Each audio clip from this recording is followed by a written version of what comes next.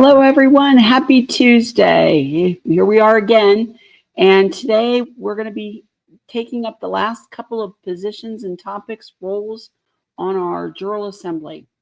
So Anna hasn't joined us yet, but as soon as she can make it, I'm sure she will. So we'll begin with counselors of law. They're a little bit mysterious for many of the assemblies as to what the counselors of law are, who they are, and how they function within our jural system. So let's just clear up any man or woman who's been an attorney who basically revokes their bar card can be a counselor of law. But anyone who has particular knowledge or study of the common law and our court systems can also be our counselors of law. Now, we don't have dedicated counselors of law necessarily with our court system. Sometimes I act as a counselor of law, having had a couple years of law, and try to assist our men and women with either de facto issues through our litigation counsel committees, but then also our counselors of law are men and women that can also advise our claimants and sometimes are accused when we go into court. They can advise them into the processes, help get them ready, help show them how to do evidence, how to present their case, but again, the counselors of law are not there to act like attorneys. So in our court systems, we as living men and women, we present in our own courts. We don't have someone do that for us, just like we don't have them do other things for us. We have to mow our own lawn, and we have to either claim ourselves or we have to defend against a claim ourselves.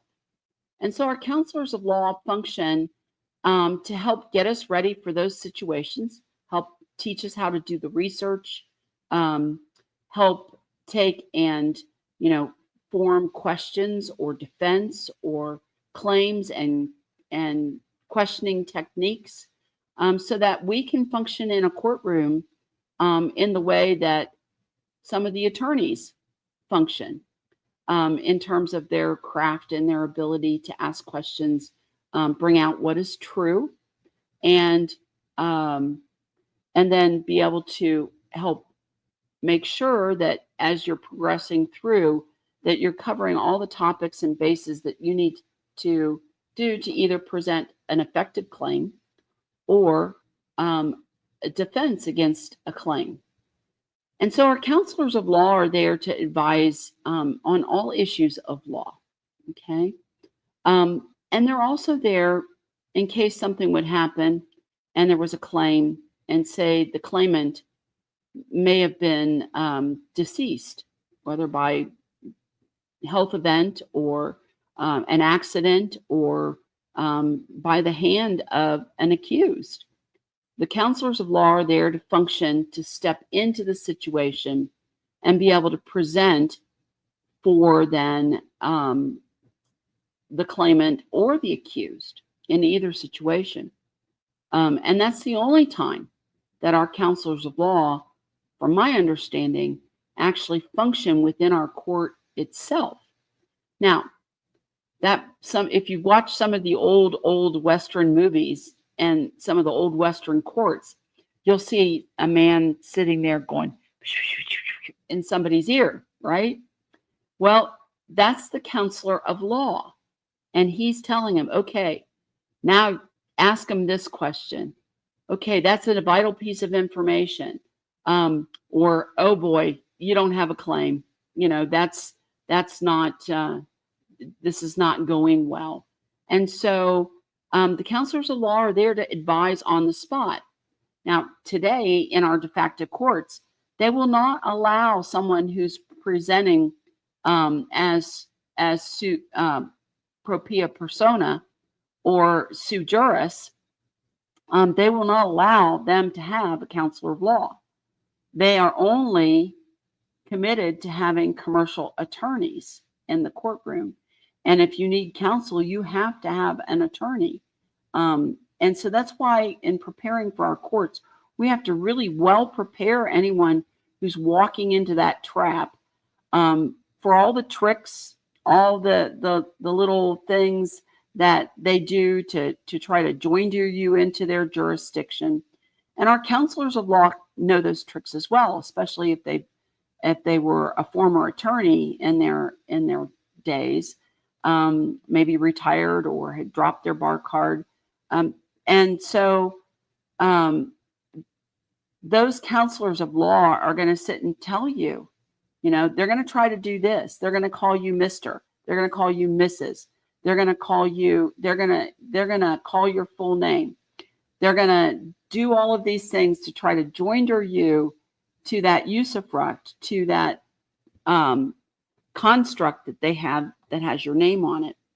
And so counselors of law have to be pretty well studied in what to advise you and how to move past our courts and be able to pass their courts. And also then they have to be familiar with the way our court operates, because our common law courts are different than de facto maritime courts. The common law includes property. And it's one of the things I keep saying that they want the Americans over the most is because we possess our property and we have our rights, our unalienable rights to the life, liberty, pursuit of happiness, and our property rights. Oops. So I've had a camera malfunction here, so let me put my camera back on. So we have, our counselors of law can function in and out of our system, and they can help us in various ways and provide us research. They provide us by being able to sit in court with us, and they, will take and represent us if we are unable, either by death or by serious illness where we're unable, say you have a stroke and are unable to speak or present in your own way physically, then our counselors of law are there to pick up those positions. So who pays for a counselor of law? Well, that's paid by you. So just as you would hire an attorney, you would hire and negotiate a rate with a counselor of law. Now, who could be a counselor of law? Does it mean that they have to be formally schooled? Absolutely not. If they've studied common law and they've studied, say, the de facto court laws, and they've especially studied our court processes, then anyone can actually act as your counselor of law. They have to have your best interest involved. And counselors of law, they have a duty, and their fiduciary duty is to you. Whereas in the other jurisdiction, a bar attorney only has a fiduciary duty to the court itself. And so that makes the difference. The word attorney means to attorn or to turn over. And so you need to make sure that whoever is going to be working with you has your best interests involved. They have no conflict of interest in that way. Could it be a brother or a sister? Absolutely. A neighbor, another ASN or ASC? Yes. And so those are the way that counselors of law are meant to act and react within. They might be there to help you write a will. They might be there to help you write a contract or an agreement in our jurisdiction, not necessarily a contract. And so, we have to be willing. They've put a lot of study in. Hopefully they've studied well our court system, know it well, know how to proceed within that court system, what documents you would need within our court system, how to organize your evidence, write a brief, do all of those things, and then be able to print, help you print out all of that evidence and get it organized in a fashion that is efficient for the court and the court case that you're going to be involved in. So counselors of law are going to be there to assist you at any time. Are they required to be in the courtroom? No, you are not required in our courts to have a counselor of law. And so, that's not necessarily, it may not be advisable not to have one near you, but it is also not required for it to be there. So, as we look at our court systems and we're looking at our jural processes, we need to identify, some of those areas in which our counselors of law can function. They may function in and out of litigation committee, preparing people for court, de facto court, or our living courts. They can function as part of land patents. They may be in there to advise on the laws for within land patents and property rights. They're there for a variety of reasons. And so, again, you want counselors of law who have some experience, who have studied the law and our law, or natural law, or Declaration of Independence, our Northwest Ordinance, and then also have studied a little bit more of the law in terms of charges that can be brought and the processes which go with that. So counselors of law are really our helpers in many ways. And we need to make sure that as we're going into court that we are employing everything that we can that's going to assist us to be successful if we're making claims. Now, our courts are meant to not entertain frivolous claims. And so we're not going to, most of our courts are not going to take up every little whipstitch idea. And especially, for example, Ohio, to get into our living court, you have to show evidence that you've tried to settle the issues and self-govern and or go through an arbitration or an impartial review panel to make suggestions and hopefully settle your issues.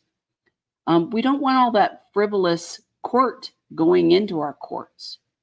That's how we got commercial courts. They saw the commercial nature and were able to glom onto that and turn that into a revenue stream for them.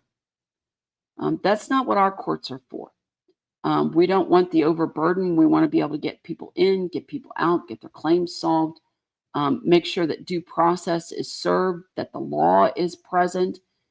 And so those counselors of law are going to assist in those processes. And the more you can learn about your jural system on your state, participate in getting that jural system up and beginning to present those issues in both directions, the better off you're going to be as you come into that realm of counselors of law. So I see what are the logistics of finding a counselor of law? Is there a pool of them? Does the court keep track of them? Or some other way to know who they are and how to reach and use them? Well, Leanne, you might have a list, but really our counselors of law function outside of, they're independent of our court.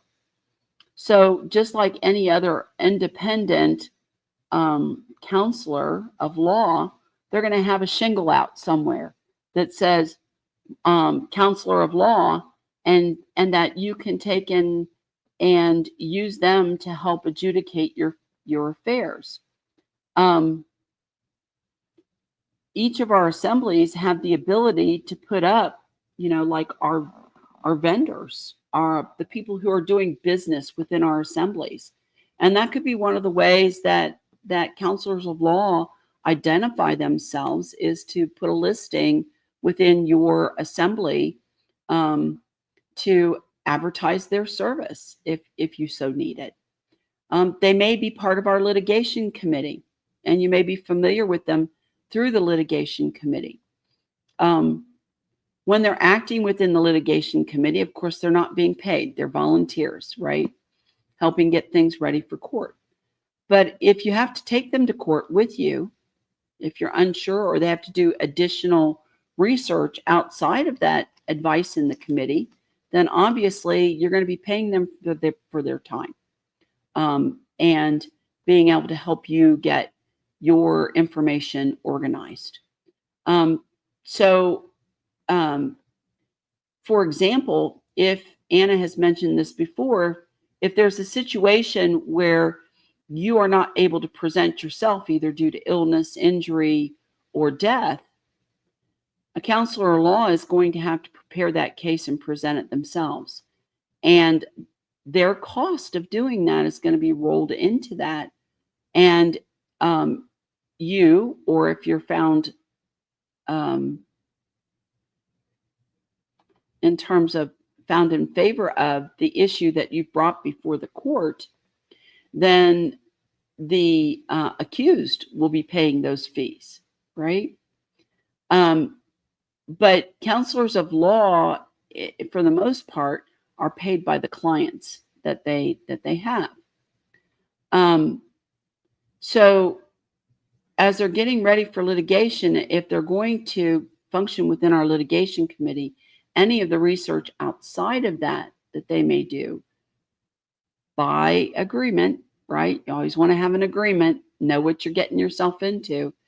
Then you're going to take and sign those agreements, and that counselor of law is then going to present, or your family will sign that and present for you. Now, when we talked about bonds and bondsmen, Anna mentioned the fact that when we enter our courts, we're going to pay a bond. And that's to kind of, in a way, deter anyone from just filing frivolous lawsuits, right? It's not quite as easy in our jurisdiction. We have to be sure that we have a case. So let's say, for example, maybe it's a libel case, and something's been printed in the newspaper that damages you or your reputation. You may have to look as you go through the self-governance phase of that. Was it true? If it's true, we all have free speech to be able to say what our experience and our facts are.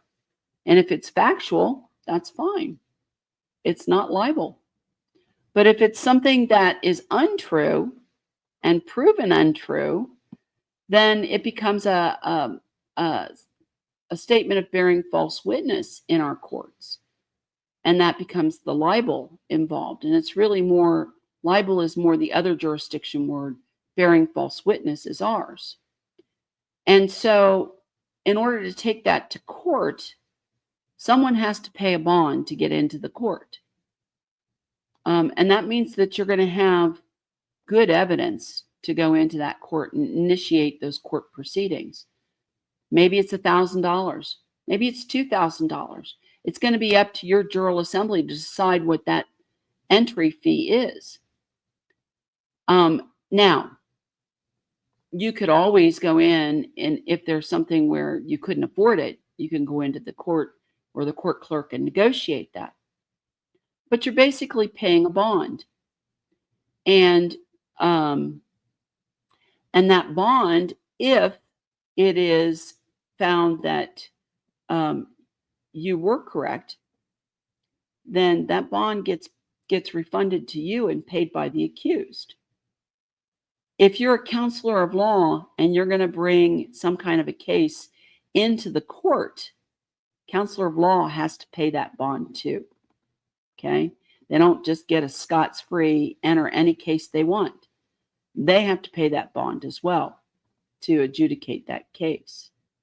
If they lose the money, just like it is in the courts now. If they win, the accused pays that bond. Okay? So that's kind of how that works in terms of the initiation of those activities. I see that there is the accused shall have assistance of counsel. So amendment to what? Right? So we don't go by their constitution in our courts. And if it's truly a situation where people can't afford it, a negotiation of the bond with the court is going to be unacceptable. You may have to prove, though, that you can't afford it, because there are a lot of people who cry poor who can actually afford it. It's just not a priority for them. And we have to be honorable when we go into our courts to be able to say that truly we do have a need, and the court may lower that bond to have the case. That may be presenting your evidence to the court clerk and saying, here's what I got. Look at my evidence. I've tried to self-govern. I've tried to do these things and nothing has worked, right? And here's my evidence. It's solid. Here's the pictures. Here's the email. Here's the newspaper ad, whatever it is. And then at that point, you may have to find a counselor who's willing to take it. And if successful, then charge the fee. That's in the negotiation, right? And so it could be a deferred payment. You have to be a little creative about that sometimes. It could be, a percentage of whatever your damages are, and to be able to pay that assistance of counsel. So there's lots of different ways that you can get around those kinds of things. But remember, we don't have to have counsel, okay? That Amendment 6 is essentially in their jurisdiction. And if we choose to have counsel, then we also have to pay for that counsel in some way or shape or form, okay? So are there gray areas between an assembly preparing to stand its 4 pillars and being fully stood and accepted, that the de facto roles are still utilized? Example, public notaries, notary public. Okay, so there is some misunderstandings in terms of the terms standing. And standing means that you have all of your committees and your assemblies up and working, or most of them. And that you have your courts and your court processes well in place, that you've got militia, or at least a semblance of a militia, to begin to work with and through your Jural Assembly as well, that you've got your international business pillar that's ready to go. So the de facto does not like us getting into their cookie jar, right? They don't want us taking our cookies back. So they're going to fight a little bit over this, and your assembly is going to have to push forward. They're going to have to push their standing. They're going to have to stand on that square and make sure that they stand firmly on it to push it and keep pushing it, okay? It may take several letters, notices, right on down to you may eventually have to drag one of them into your court and make an example out of them, okay? But within their courts, using a notary public is acceptable for them, okay? A public notary can notarize in either jurisdiction, whether that's sea jurisdiction or land jurisdiction. So it really depends on how you actually set up the recording blocks on the bottom of whatever document it is that you're recording. But you know, the one thing they don't accept well in their jurisdiction is recording secretary stamps. And so there's always going to be room or interface because they're in the commercial world. Commercial contracts are controlled in that world, governmental contracts, those types of things. We're there to be the watchdogs. We are always going to have that interface. We're not there at this moment to replace them. We're there to direct them, let them know what our wishes and our desires are in terms of the people on our land and soil. But we're going to be in and out of those jurisdictions for many years before, hopefully, we get our American commerce law and our common law back into place. So, you know, there's an old saying that says, when in Rome, do as the Romans do. And when you're in their courts, you're in Rome, right? And so you have to participate in some ways with their style guides and things to a point. But you can also push the fact that common law is common English and common law is your language. So Anna just joined us. I'm going to bring Anna to stage. Hi, Anna. How are you? I'm doing just great. Good. We need to put that snowflake cup, coffee cup away. Get out your spring cup so spring finally stays. Lisa, my dear, our coffee cups are such a melange of different things from all over the world. You can't even imagine our coffee cup collection. we gave up trying to put them into seasonal packages a long time ago. Now it's just every man for himself. Well, I'm just trying to manifest warm spring. Have it here, have it stay. So, yeah. So we started out talking about, Anna, I was talking about counselors of law. And so that's our topic, one of our two topics of the day, counselors of law. So I'd like to hear a little bit of your perspective on where those counselors of law, who they are, how they operate. Well, can you hear me? Yes. Good. I'm getting things adjusted here so I can hear you properly.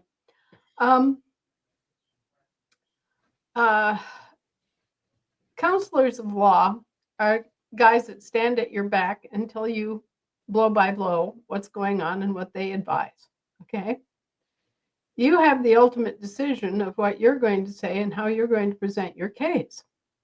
Because you, the injured party, speak directly to the issue. Okay? Our courts are very different in that respect. Their courts, you have to have an attorney, and only an attorney can interpret law, and only an attorney can do this and do that and enter motions and blah, blah, blah. And if you do so at your risk, and they can ignore everything that you say because you're not an attorney. Guess what? All right? So in our courts, we have counselors of law. And these are people who have studied the law, read the law, are familiar with the law that we're practicing, common law. And they stand at your back and they tell you, okay, well, then it's appropriate for you to do this. Or it's appropriate for you to do that. Or, you know, there are several different ways you can go. You can do this, you can do this, you can do this. Okay. And they are like they're like a coach. They're there to explain things to you, to back you up, to reveal any pitfalls that there are in the approach you've taken, to help guide you to what they believe is the most profitable defense or prosecution that you can bring forward. They will tell you if evidence is admissible or inadmissible. They will raise the flag if they see any taint of fraud or any clever language that is being used against you. They will let you know if there is an alternative to what the other side is proposing. They will assist you in seeking the full assistance of the court. Um, for example, say that there's evidence of hearsay or evidence tampering. How do you bring that forward effectively? Who do you go to within the court system to lodge a complaint, for example? Where are the higher authorities above this particular justice in this particular setting? Okay. And some of these things are basic. They're sort of the context of the actual issue that's being prosecuted. That doesn't mean that the context is unimportant or that you shouldn't or couldn't or, must address it sometimes. Because try as we might, not all contexts are fair. They're not all fully explicated in a way that allows a balanced judgment to be made. And so there are all those kind of gray areas that skate the edge, that are right there, at the very cutting edge of whether it's hearsay or whether it's factual testimony, whether it's mostly factual testimony and then little bits of hearsay. There are all sorts of things that can happen, that having a good counselor at law or counselor of law at your back can give you an edge in understanding the process and what your rights and prerogatives are. So, certainly we want counselors of law to be there with our people, whether they're acting as, defense counselors or they're acting as prosecution counselors. We want these skillful and knowledgeable and fair-minded people to be there in support so that the full range of the justice system is deployed. Now, what I mean by that is that if both sides are not professionally and adequately and properly accounted for, your end result is in question. If there's no ability of the defendant to defend in a competent manner, and there's no ability of the prosecution to prosecute in a competent manner, you get a flawed result. But if both are competent and both are bringing forth the best arguments and the best facts and the best presentation that they can, you've got a better chance of arriving at a just conclusion. You don't want one side to steamroll the other. I mean, regardless of which team you're rooting for, okay? You want it to be a good, fair, clean, and contested game. You don't want it to be just a slaughter on one side and to have no opposition, because it's in the opposition, it's in the display of disparate points of view that you get the facts and that you get the understanding of the issues and the situation that you need to come to a just and logical conclusion. So you want counselors of law and you want the prosecutors to be counselors of law so that they know the ropes and that they are able to prosecute a case on behalf of the victim that can't speak for himself, right? Right, exactly. No, so one of the questions that was asked was who are the counselors of law? Can anybody be a counselor of law? Anyone can read the law. In our system, one of the really glorious things about our system is that the practice of law is an occupation of common right under the common law. And so anybody can read the law and can learn the law. And this is done under the tutelage of someone who's already done it. Okay. You have mentors. You have former judges. You have former attorneys. You have former lawyers who have practiced the law before you, and you read the law with them, and they teach you the intricacies of it. Now we're at a loss because our common law courts have been mostly shut down, not entirely, but mostly shut down for many years. And there aren't that many people who are competent to act as mentors and to guide your reading of the law and to teach you the more arcane aspects of the practice. However, and we're very fortunate in this, we do have resources. We have encyclopedias of law that have maintained the premises and practices and peccadillos of common law. American Jurisprudence Secundum is a encyclopedic resource for anyone who wants to delve into the peculiarities of any form of law that is practiced in the country. And they have as an encyclopedia, they have included common law. So there's a lot of common law cases and findings and practices and dilemmas and historical things like the Clearfield Doctrine, which are explained very well in American jurisprudence. And they will, and they actually go through. It's not just common law, but it is a reliable source for us in terms of common law history and common law practice and common law issues. Okay, we can look things up in this encyclopedic resource that are common law issues. And we also have American Law and Procedure. I just ordered the reprint of that.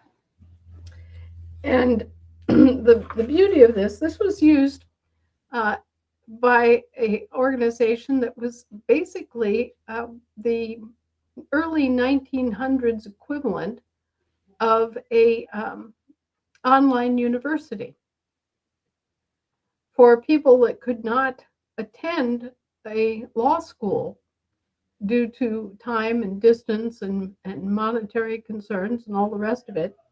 You had the LaSalle Extension Service, which published this set of books. And what this does is allows you to reference not only the law and the practice and all of that, but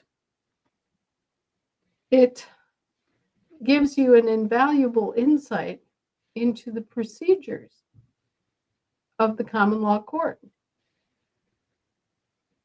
Here's one that goes straight to the heart of the matter of the fraud we've faced, the constructive fraud we faced. Devolution of property at death of owner. Now, realize that when you waive your estate, or someone says that you waived your estate, that estate takes on the character of a decedent. It's no longer active. It's a property as if you had died. Okay? Devolution of property at death of owner. This is the best test of whether it is real or personal. Real property passes directly to the owner's heirs, while the title to personal property goes to his personal representative, i.e., his executor or administrator. Things thus passing to heirs or inherited are termed hereditaments. They are treated under the head of real property and are properly real property, being land or interest in land, with the exceptions mentioned below. and then it goes into special forms of property. The English law recognizes certain inheritable property rights known as incorporeal hereditaments. With the exception of annuities, these hereditaments are either not recognized as property in the United States or are rights in land. Annuities, when made inheritable by the heirs of the annuitant, seem to be personal property and a true exception to the statement that hereditaments are real property. These are rare. Some articles, personal in their nature, go to the heir under the name of heirlooms, as deer in a deer park, pigeons in a pigeon house, old family pictures, and the like. So it goes through in good detail, um, both the generality of the law and the exceptions. So typically, land interests pass directly from. Just a second, I have to take this. So the book that Anna's referring to has been a reprint. It's available on Amazon. It's called American Law and Procedure, and it's by James Parker Hall.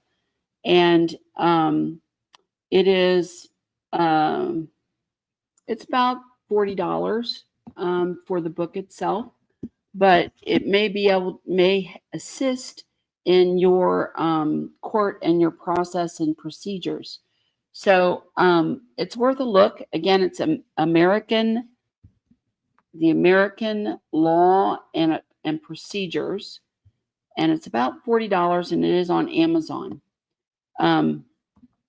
So if you get a copy of that, chip in and get a copy of it for your Jural Assembly, and be able to look up those procedures and processes. It's going to greatly assist you in the organization of your Jural processes. So you won't have to kind of dig in the dark and keep looking for what it is that you need. So anyhow, like I said, I ordered my copy this morning. I'm looking forward to it coming in for the end of the month and being able to have it for a little light summer reading. And I laugh at that because it's never light. Law is never light. But it will be very helpful to our courts to be able to have that to rely on as well. So as Anna said, our counselors of law, they're going to function in and out of our courts. They're function on the sides. They're going to assist us in all of those issues of law that we may need advice in. Not all of us are going to have the time or the interest, frankly, to study law. And so we're going to depend on them eventually to assist us, to help us adjudicate our affairs in the lawful and in the legal world.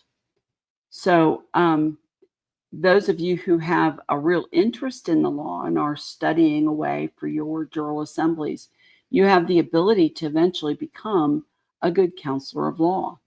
Can you be helpful in the meantime? Of course. So everything that we learn that we can pass on to our assemblies, especially our Jural Assembly, is going to be very assistive to the courts getting up and actually operating within our assemblies. So as we're thinking about that, you need to sit back and think a little bit more about that law. If you've not read your Declaration of Independence, your Northwest Ordinance, if you've not read and looked at the Bill of Rights very deeply, looked into the 10 Commandments, especially the last 5 10 Commandments, and really did a deep dive into what do they really mean. We all know what they mean at the surface, but when you get into the law, how does that really apply in law? Because that was really the basis of all of our law. And so you've got to get familiar with all of those things to be able to bring forward that information, those defenses, all of those types of things, as well as being able to push your claims along. So realize that it's important to be brief about how you present your information. You know, most people are creative writers. They like to add lots of details and lots of emotions and things into their writing. But when you come into the courts, when you're coming into either your common law court or you're coming into their court, that writing becomes very technical. So, Anna, go ahead. I'm so sorry. That's all right. You know, this is my night job. I have my day job. It keeps impinging on me, but I think we've had wonderful success in finding this American Law and Procedure, because it does give the law and the procedure. It explains everything in very straightforward terms. It's common language. It's not a whole bunch of legalese. It explains what the terms mean at law, right? Which may not be exactly what they mean in the legal system. And this is something that kind of has to be discussed in our groups and in our society, that the law is separate from what's legal. Okay. Actually, legal means the opposite of law. You can go ahead and look it up in legal dictionaries. Try a couple, 2, 3 different legal dictionaries of different kinds, and law dictionaries. Look at Bouvier's, look at Black's, look at these, and you'll see that legal is in contrary to law. It's in contrary to God. Okay, legal is a system of idolatry. Okay, so it's outside the purview of the law of men to begin with. Okay, right. It's a system of law that's meant to be applied to legal fiction entities, businesses, and corporations. It's not meant to be applied to people. Okay, so be aware that as you're studying your own law, right, the American law, the common law, that some of the words that you find in a book like this, like hereditaments, won't occur in any legal forum because they don't exist in the legal forum. Or some other words like person occur in both, but have significantly different meanings. At law, when you're dealing in common law and you're talking about a person or persons unknown in a murder case, right? Alicia Rose Johnson was done to death by a person or persons unknown, right? You're talking about actual physical people who are acting as assailants in a murder case. Right. And that common use of the word person is what we find at law or in law. Okay? But over here on the legal side, they've twisted and torqued and have used terms of art to redefine the word person as a corporation. So they also use the word person, but when they're talking about a person, they're talking about a corporation. They're talking about an office.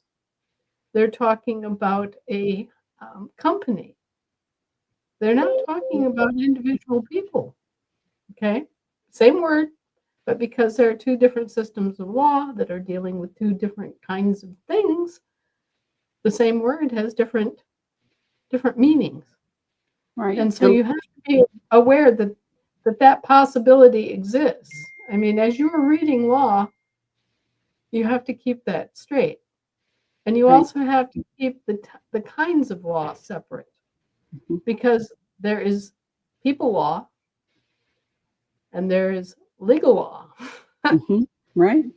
So And when often that legal law, and it takes something that is unlawful and converts it, licenses over, it, licenses it, and makes it legal so that it can be commercialized in that right. way.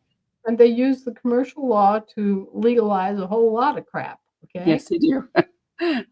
So, over here on the legal side, also, there's one basic kind of law for people, and that is the common law. Okay. Yes. But over here on the legal side, you've got a dizzying array of different kinds of law. Everything that is coded is legal law. It's not law. All Right. right. Everything that's coded, that means the Universal Code of Military Justice is legal. I got to take this call. I'm so sorry. The universal law of military code is legal. You have your commercial code that is legal language. Um, you're going to have uh, some of your statutes that are legal, not lawful. So it regulations, those are all legal. And so when somebody's throwing those things at you, you have to look at that and realize that you know those things don't necessarily pertain to us in terms of regulations, codes, or most of their statutes. So, Right. If it's called a code or a statute, um, it's not meant for average people. Okay. It's meant for people that are government employees. It's meant for elected political officers. It's meant for officers of corporations. There's a reason why the office of president is a CEO. right, Okay. right, So absolutely. I need everybody to kind of become familiar with the interface between the world of law and the world of legalities. Okay. Legalities, all these things, codes, regulations, ordinances, um, even mandates are that's trust law. Okay. Public trust law, uh, all this sort of stuff is over on the legal side. It's not the law. The law, the actual law, is much cleaner and much simpler. So just keep that in mind. Keep it in your purview at all times as you're going forward with the development of the court system and the legal practices that need to be put in place. That there are two different kinds of law. One applies to people, one applies to things, and they have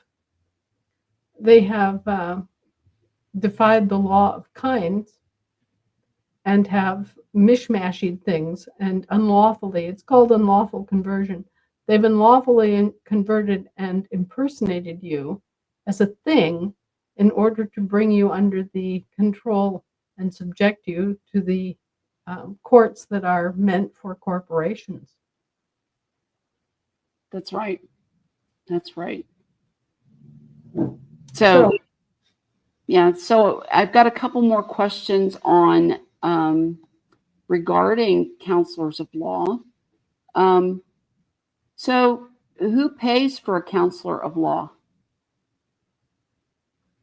uh, typically, the person hires them as a professional counselor, just like you have someone who's you have a psychiatric counselor, you have a mental health counselor, or a any other kind of professional that you hire for their consulting ability and expertise. Well, you just hire a counselor of law in the same way, and they advise you as to the pitfalls and intricacies and advantages that are part of your position in a case. So, what if you can't afford one?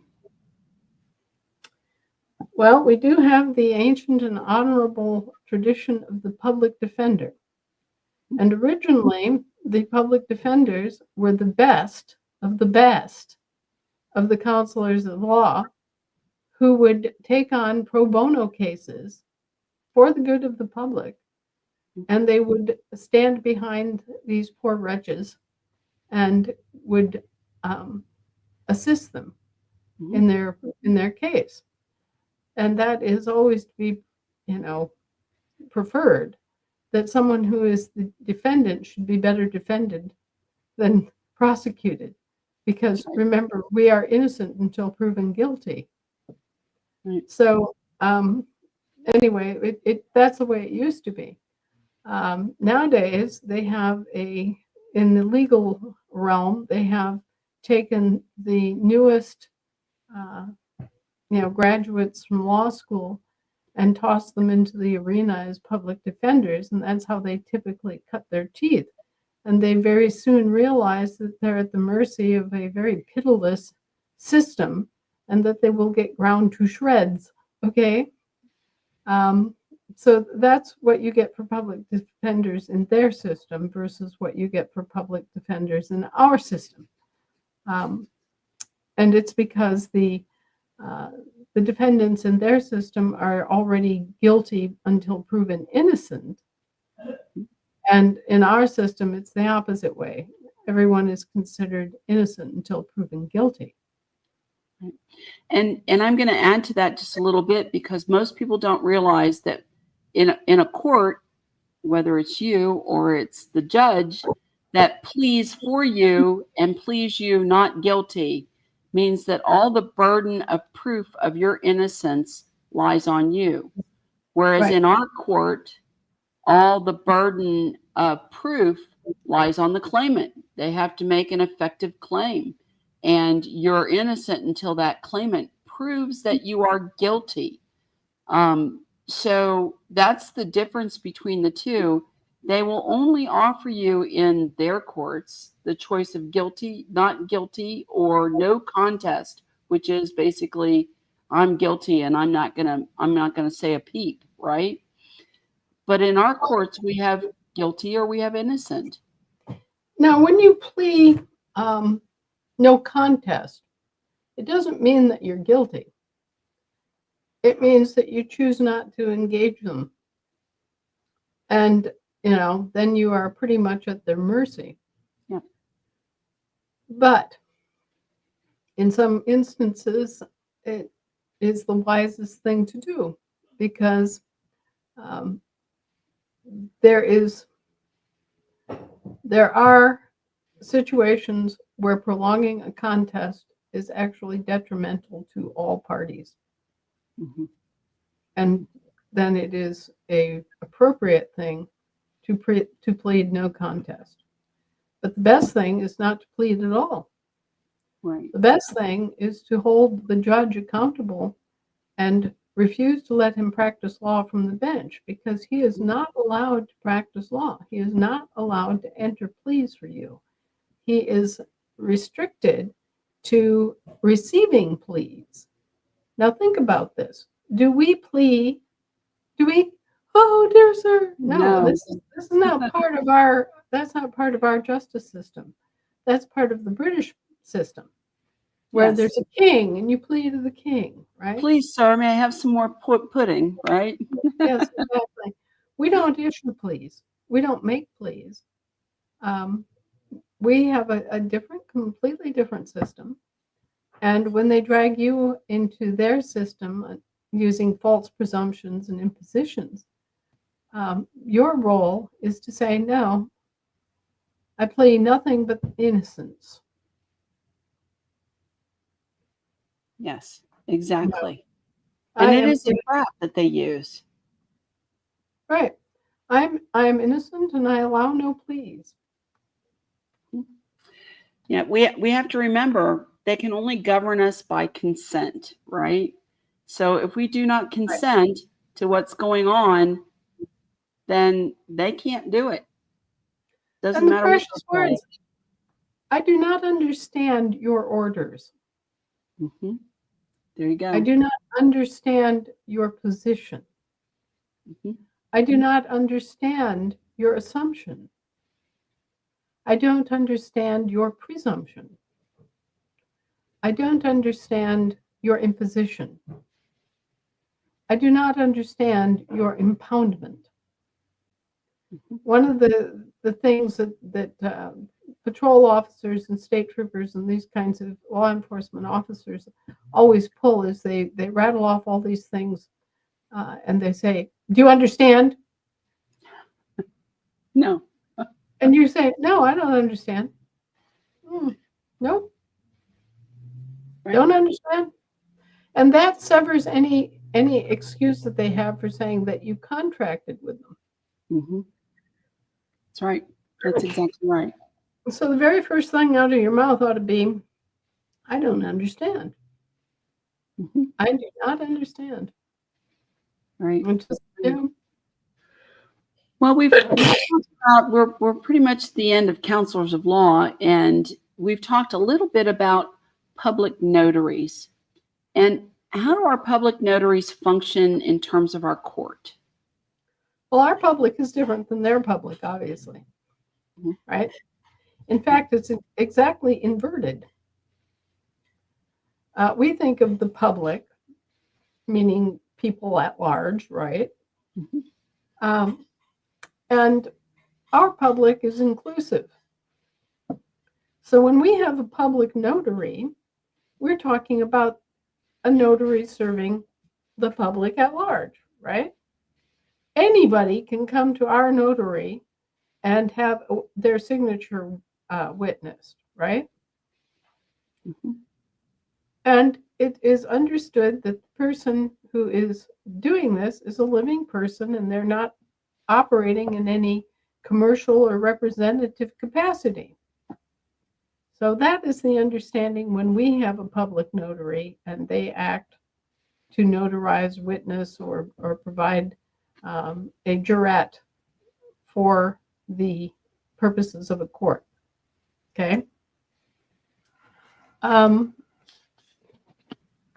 Their public means their little group of employees, dependents, and shareholders.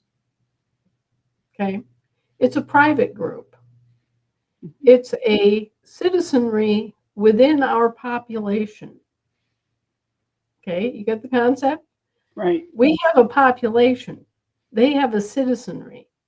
And to serve their citizenry, they also have public notaries and notary publics. Okay? They're serving a different clientele. They have a different public. And the way that you tell which is different, I mean, it appears in the notary block. Because if you're operating in common law with a common law notary, number one, it's a public notary, meaning our public, right? Right.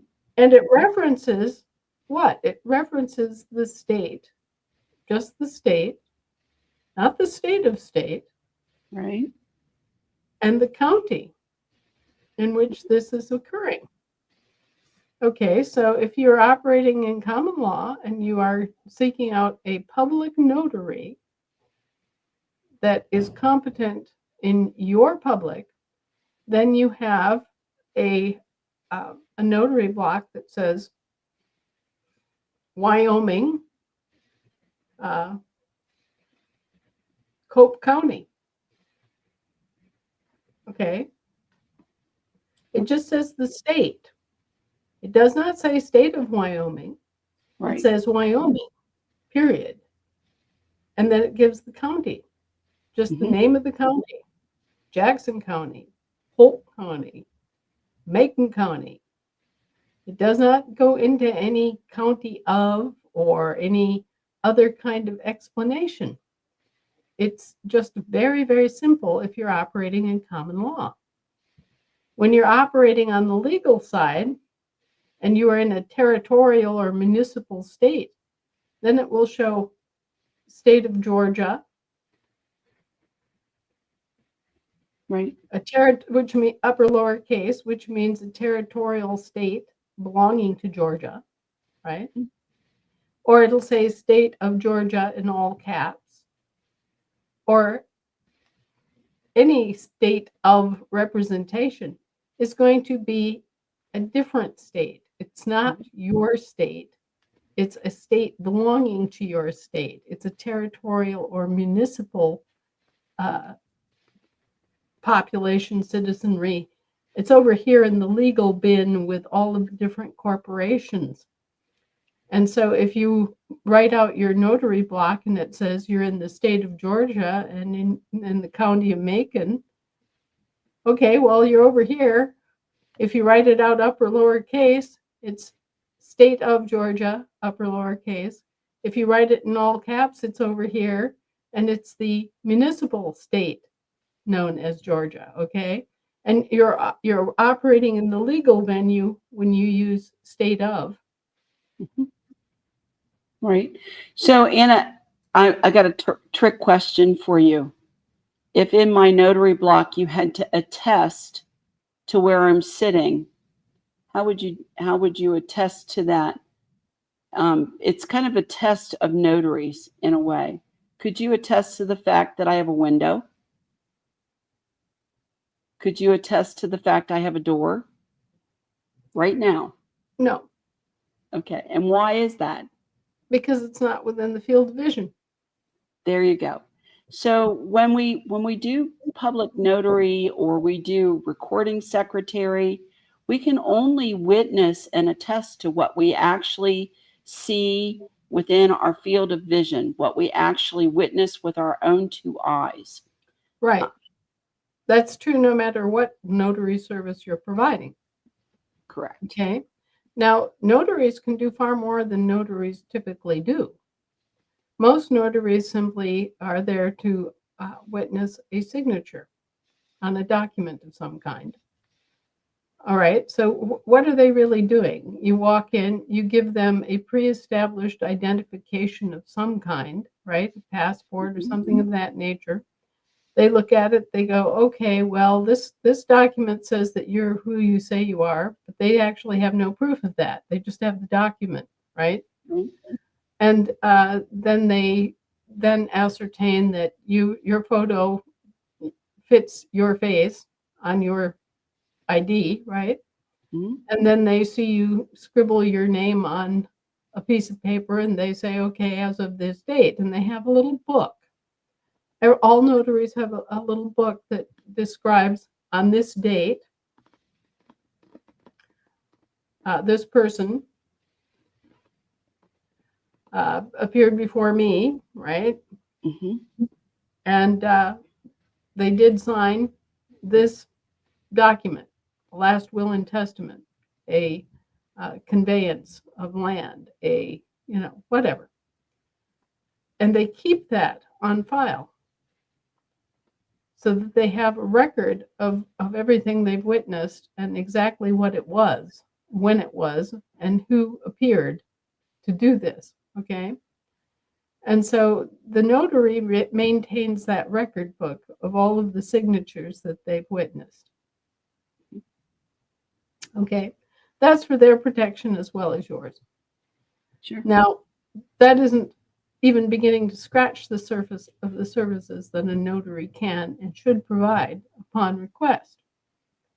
One of the things in our courts is that our notaries provide due process service. And the guys over here can also provide due process service. It's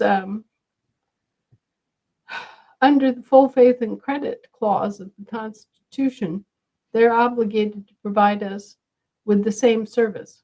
Okay, so if we are working on the common law state, right, and we have a need for a notary, we can go to their notary and ask their notary to provide us with due process service.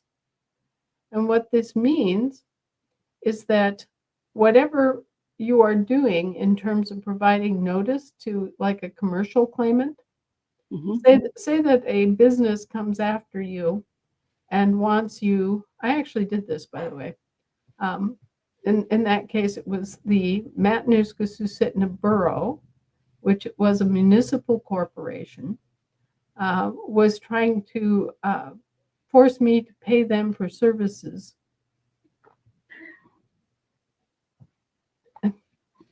And so I wrote to them and I said, okay, under notary service, exactly what services are you providing me, and what are the fees that you are charging for these services? Please provide me with a list of services and the cost for this service, and I will reply directly regarding which services I wish to receive and which services I don't wish to receive, and I will pay you accordingly. Okay, so I took their universal tax base, we're going to tax everybody the same, and made it a how would I say that? Made it a actual contract proposition. Instead of them just being allowed to assume and by my silence claim that I acquiesce to receive their service, I turned it into a specific explicit contract offer. Okay, you want to offer me all these services. I want to know what the services are. I want to know the cost of the services, and I want a specific contract for services. I'm not just blowing you off and saying that, no, you don't provide me any services.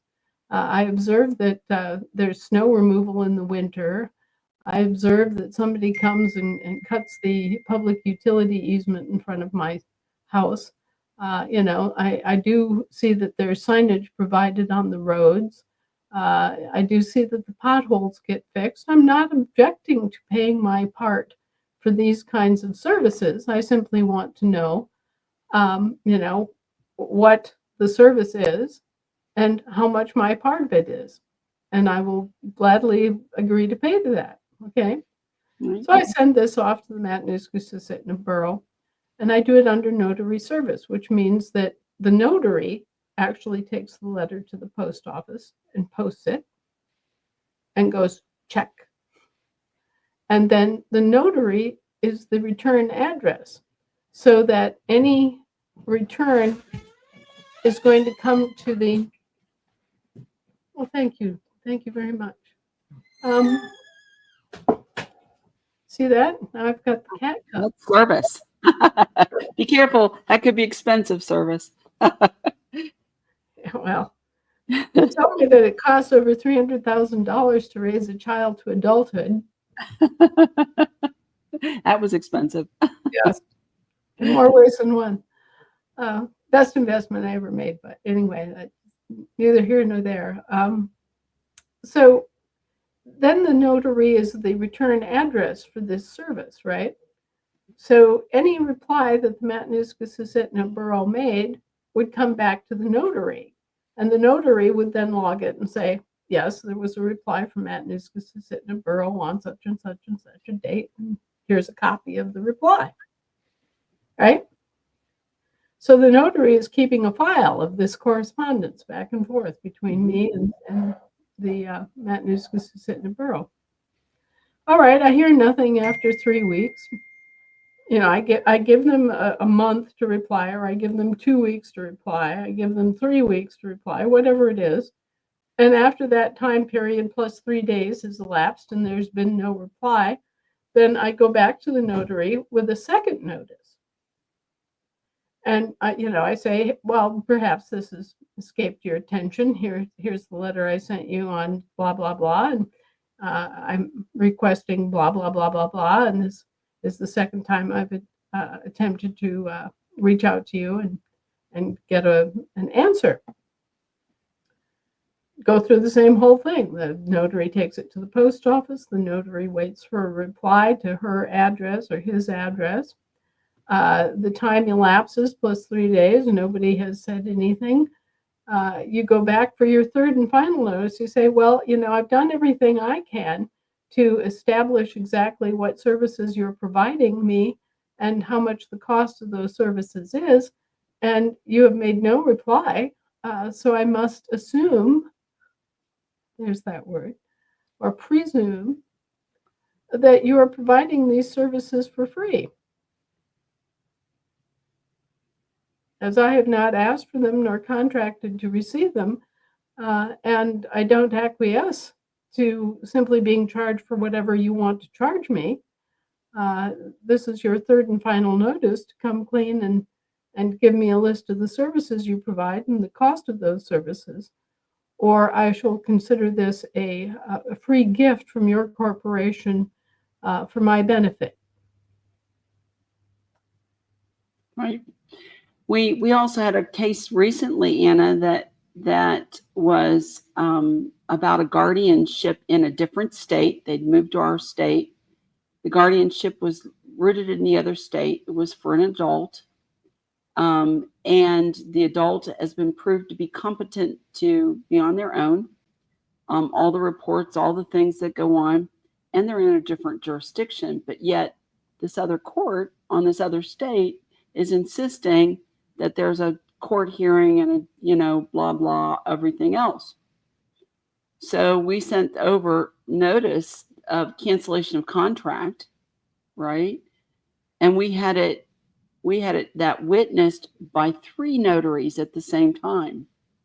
So what does that mean to their judge in their jurisdiction when they get a 3 notary witness on a document like that? That means that a petit jury has established the facts.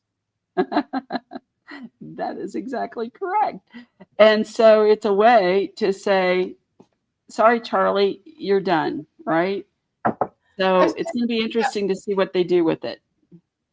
Actually, the concept of guardianship is very interesting because guardianship is actually an impoundment in the legal system. Mm-hmm. Because, of course, you're just dealing with corporations over here. You're dealing with things, not people. Right. So, the moment that they start guardianship of a thing is different than guardianship of a person, of a living man. A thing has no motive power. It has no ability to grow, change, learn, any of those things. So a guardianship of a thing is permanent until a different guardian or owner is established. Mm-hmm. Right? Mm-hmm.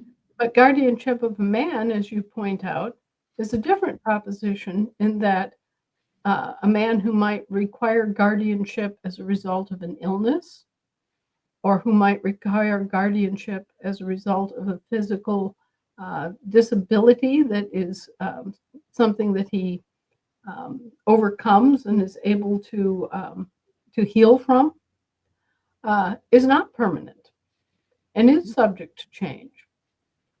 And so over here, they're being inflexible and they're saying, well, we have charge of this corporation and we're going to administer its affairs. Over here, you're saying, well, wait a minute, this man broke both legs and was in a wheelchair for, 5 months, but he's fully recovered from his physical therapy and he's able to conduct his own affairs and is not in need of any guardianship. Thank you very much. So you see the schism between the worlds.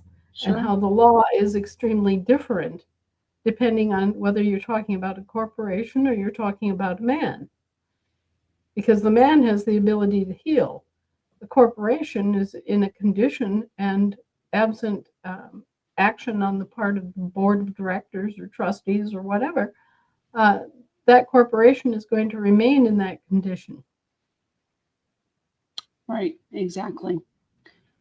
Okay, any other duties of the notary that we need to be aware of?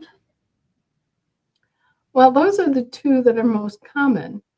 The notary service is not that common anymore. It used to be, because that's how we, the living, deal with commercial threats and claims and malfeasance and bad behavior, is by establishing the fact that we made the good faith effort to communicate back to them regarding their services.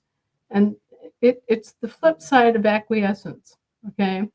If you say nothing and you receive the services of the Matanuskis who sit in a borough, then the presumption is that you acquiesced and you knowingly received these services and you knowingly accepted the charges for those services, right? Mhm.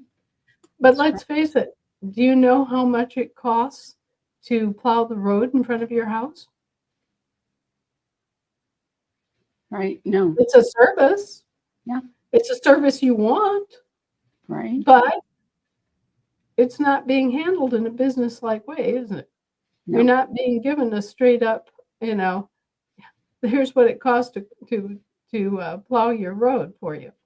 It's not even being split up among you and your neighbors, which would be the logical, old-fashioned, Way to do it. people-based way to do it.